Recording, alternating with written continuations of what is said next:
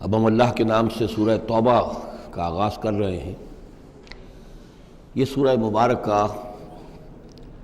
تجزیے کے اعتبار سے قرآن حکیم کی مشکل ترین صورت ہے۔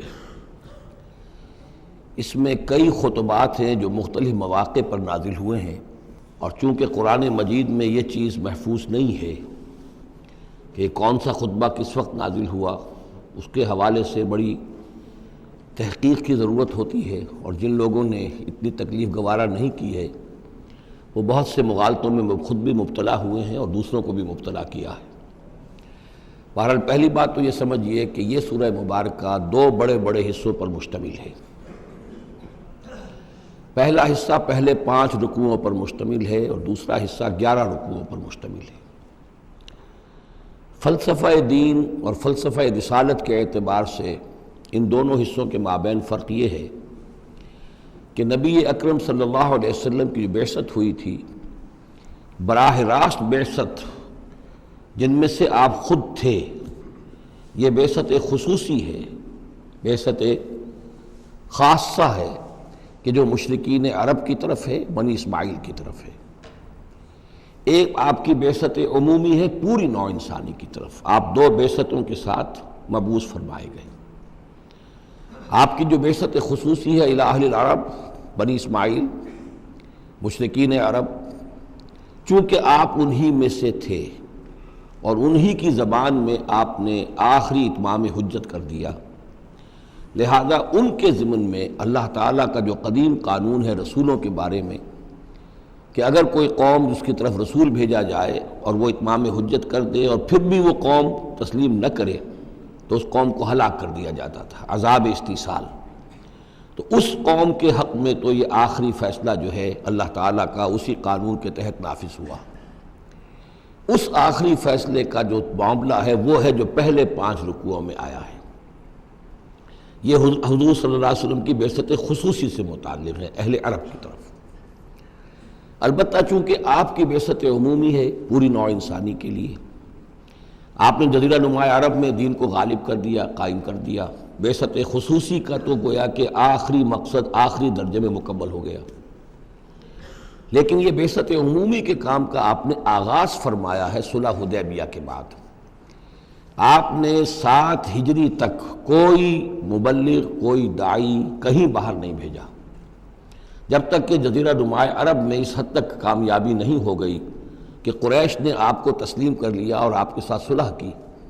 تو جس کو کہ اللہ تعالیٰ نے انا فتحنا لک فتحا مبینا قرار دیا ہے،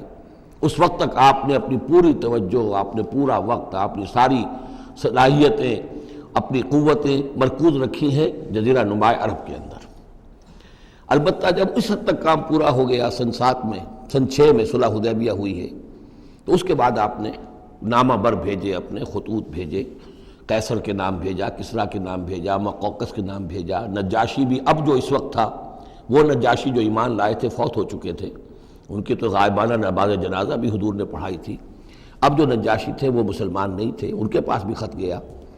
ان خطوط کے نتیجے میں سلطنت روما سے ایک ٹکراؤ شروع ہو گیا۔ غزوہ موتا ہوا اور اس کے بعد غزوہ تبوک۔ یہ جو 2 غزوات ہیں ان کا تعلق حضور کی بعثت عمومی سے ہے کہ اب بیرون ملک عرب آپ کی دعوت کا اور آپ کی اقامت دین کی جد و جہد کا دائرہ وسیع ہو رہا ہے۔ تو 11 رکوع اس سورہ مبارکہ کے اس سے بحث کر رہے ہیں،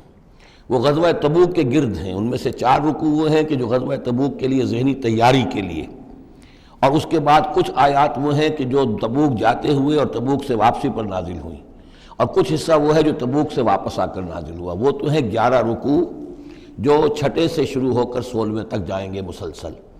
البتہ پہلے 5 رکوع وہ ہیں کہ جن میں اندرون جزیرہ نما عرب، اندرون ملک آپ کے جو مشن تھا اس کی تکمیل کا جو آخری مرحلہ تھا اس کا اعلان ہو رہا ہے۔ اب یہ جو 5 رکوع ہیں ان میں بھی ایک عجیب تقسیم ہے۔ ان میں 2 رکوع وہ ہیں کہ جو سن 8 ہجری میں فتح مکہ سے قبل نازل ہوئے ہیں۔ ان میں تیار کیا گیا ہے مسلمانوں کو فتح مکہ کے لیے کہ وہ نکلیں، اور ساری رد و قدا ہو رہی ہے کچھ لوگوں کی طرف سے، کچھ منافقین کی طرف سے، کچھ سادہ دل مسلمانوں کی طرف سے، نیک دل مسلمانوں کی طرف سے، کچھ ایسے لوگوں کی طرف سے کہ جن کے وہاں رشتہ دار ہیں کہ اب اگر جنگ ہوگی اور جا کر ہم حملہ کریں گے مکے پر تو اس سے یہ ہے کہ ان رشتہ داروں کو بھی غضب پہنچے گا۔ کچھ ایسے مسلمان تھے جن کی فیملیز وہاں تھیں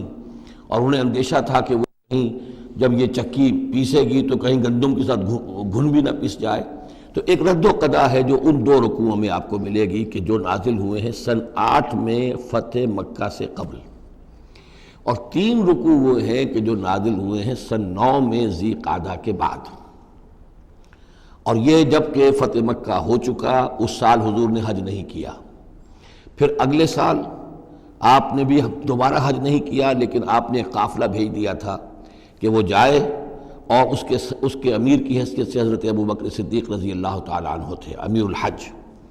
لیکن جب وہ قافلہ روانہ ہو چکا تھا ذی قعدہ سن 9 میں، تو پھر وہ آیات نازل ہوئیں کہ جو 3 رکوعوں پر مشتمل ہیں، جن میں آخری اعلان کیا گیا ہے کہ اب آئندہ یہاں کوئی مشرک حج کے لیے نہیں آئے گا۔ سن 9 کا حج وہ مشترک تھا، اس میں اہل ایمان بھی تھے اور اہل شرک بھی تھے، مشرکین مکہ بھی تھے، ان کو بھی اجازت تھی۔ اور وہاں اعلان کیا گیا کہ آئندہ مشرکین کے ساتھ اللہ کا کوئی معاہدہ نہیں ہے، اور ایک مہلت دی جا رہی ہے اتنے وقت معین کی، اس کے اندر یا تو وہ اسلام لے آئیں اور یا ان کا قتل عام ہو جائے گا۔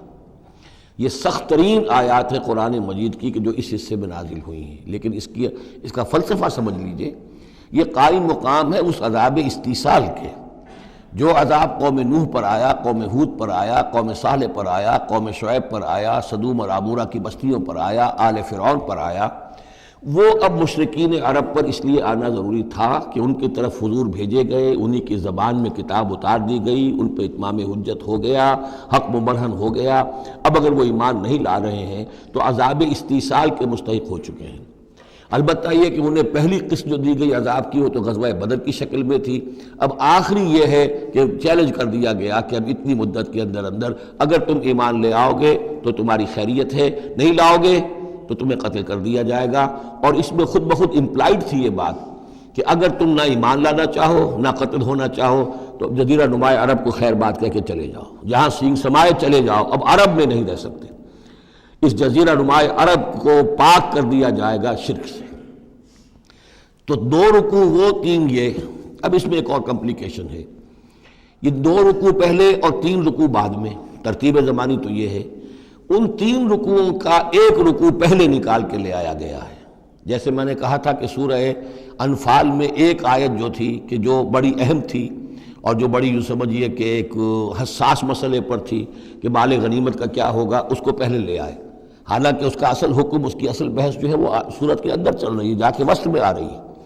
اسی طریقے سے قرآن کا اسلوب ہے کہ جو خاص بہت اہم شے تھی، اگرچہ وہ ان 3 رکوعوں سے متعلق ہے جو بعد میں نازل ہوئے ہیں، لیکن ان کو سب سے پہلے صورت میں رکھ دیا گیا ہے۔ تو گویا کہ پہلے 5 رکوع بھی 3 حصوں میں ہیں۔ پہلا رکوع جو 6 آیات پر مشتمل ہے،